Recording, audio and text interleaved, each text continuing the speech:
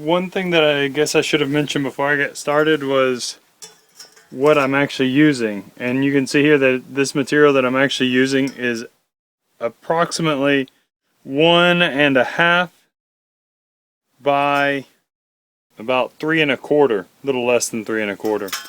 So this is more than sufficient. It's only 120 wall because, like I said, I don't do a lot of rock crawling or anything like that. I do hit rocks from time to time, as I showed you with the side step on the Trooper now, and I do hit stumps or tree trunks or whatnot and this and that and the other. So that's something definitely to keep in mind, but you can use, you know, quarter wall if you need, 0.25 wall if you need. This is, like I said, 120 wall, so it's around an 1/8 inch thick. And one thing I am going to do is when I put these on the truck, I'm going to put them with the factory seam against the floor of the truck. That way if it gets hit, it's not taking the hit on the seam, the welded seam from the factory. It's stronger that way. It's just a little bit better.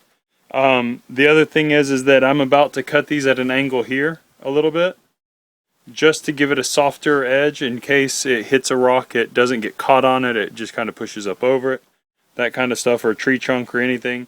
Just because, not so much because it'll rip it off the truck or anything, but I don't want it to get caught and keep it hung up on that. I want it to be at an angle so that it'll just kind of slide up over the whatever it is that I hit, a tree trunk, a rock, or whatnot. So that's just the idea of what I'm doing now, and so I'm going to start getting into that. Okay, so something to always keep in mind is that this material actually has a radius corner on it. So you have to be careful with your angle or your square to make sure that it is actually square and flush, straight. It doesn't, because it'll easily walk up over the top of it like that if you don't keep a good eye on it and keep it flat. And what I'm going to do now is I'm actually going to bring this down about 1/2 inch. More toward the front though. About 1/2 inch there. And then from there I'm going to bring it back around 2.5 inches just to give me that angle that I want. So from there, let's say there, and since I don't have much to keep it straight, I'm just doing it more by eye. So there, about 2.5 inches back.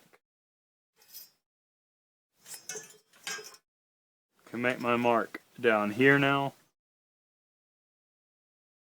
Right there. Just like so. Now I just have to connect the dots. And of course, once I'm done cutting this, I will be boxing it in. I mean, there is a challenge to this radius corner, and that's making the sides symmetrical. So you have to kind of get a good eye of where your point stops on this edge, because when I flip it over, I want to try to make it from that point to stop there so that it doesn't give me a crooked line on the cut when I'm cutting out that piece. Now another thing to keep in mind is that when I cut this straight across to take this wedge out, I will probably end up cutting into this a little bit, but that's no big deal. I can just go back and weld it up, fill in that little slit, and then sand it down and it'll be just fine. So on this side, you have to remember that you've just inverted this. So now you're going to be making your 1/2 inch not from the top, but from the bottom. So my 1/2 inch now is going to come from here, and then 2.5 inches in. Trying to keep it as straight as possible. Like so. And then I've got to try to match that same angle I had on the other one, which is about like that. I mean, you can always clean it up a little bit too as you go. So now you have to flip it over, and then you want to make sure that you try to line these up the best you can to make it as straight as possible. Don't see like my...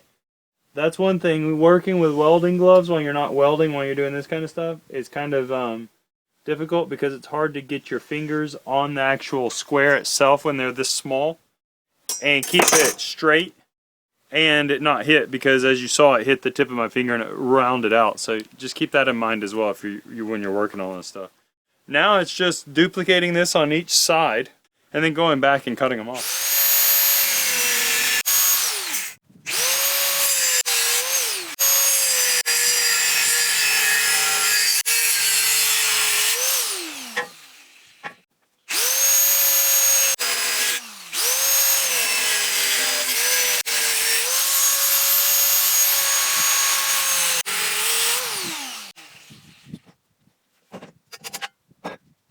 something I would like to point out to everybody is that these 1/2 inch reliefs here aren't absolutely necessary.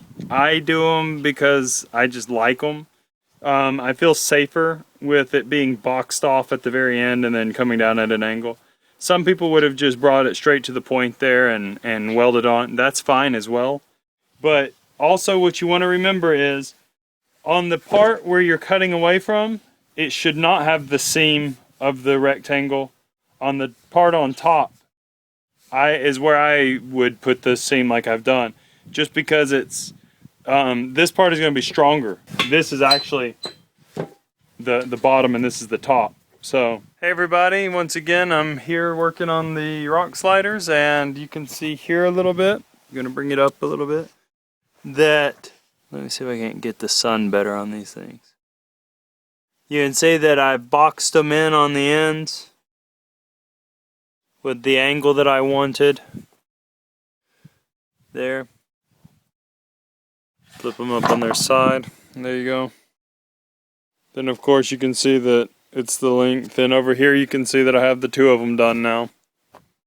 So I've just got the rails on the bottom done, but now I've got to go back and do the arms that attach it to the chassis, of course.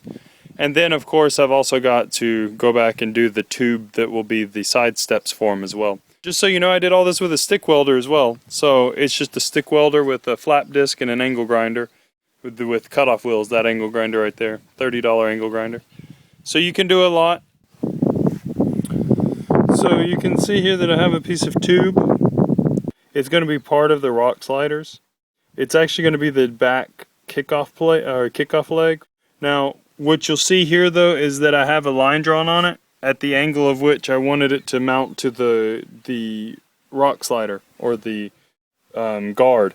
So if you can imagine, all I did was I took this and put it on top of a piece of steel like this, like so, and I measured out the line, drew the line that I need to cut, just like so. See?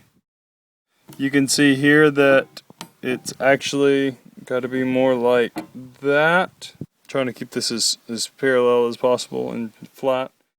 And then I flipped it over, did the same thing, so that gives me the lines that I need to cut on. You can see my practice, if you want to call it that.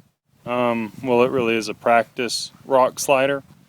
I was testing a design that I had. I don't know if I'm sticking with this design or not, but this is kind of the design I'll probably go with. And you can see it a little bit better there. Now, understand that this material that's all rusted on top, I never suggest that you weld on top of rusted material. However, this material that I have here is not going to be on the final rock slider. This is literally just a practice run, trying to figure out what kind of angles I need to better, how I need to better them, how hard it would be to make this, or how stable, sturdy it is, that kind of stuff. So this is by no means the actual material or the product that I'm using now.